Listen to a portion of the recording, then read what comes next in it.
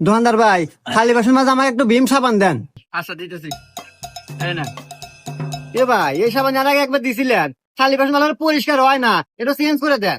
এই শালা পাগল কয় কি রে, এটা ভীম সাবান। এই সাবানে যদি আড়ি পেলে সাপ না হয় তাহলে সাবান চেঞ্জ করে আর লাভ নাই, বাচ্চা তোর বউ চেঞ্জ করে গা।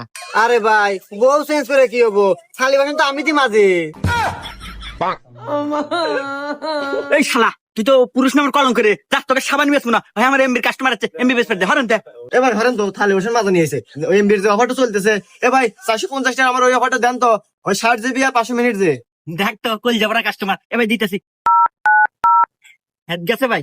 হে ভাই পাশে ভাই আমাকে আগের অফারটা দেন, 120 জিবি 1800 মিনিট 900 টাকা। এখানে কাস্টমার না আর কিছু রে। এই তুই এখান থেকে যাসি নাই, জান থেকে। আচ্ছা দিতেছি ভাই। আচ্ছা ভাই। এই শালা বইয়ের গেলাম, তুই যাসি না এখান থেকে, যা।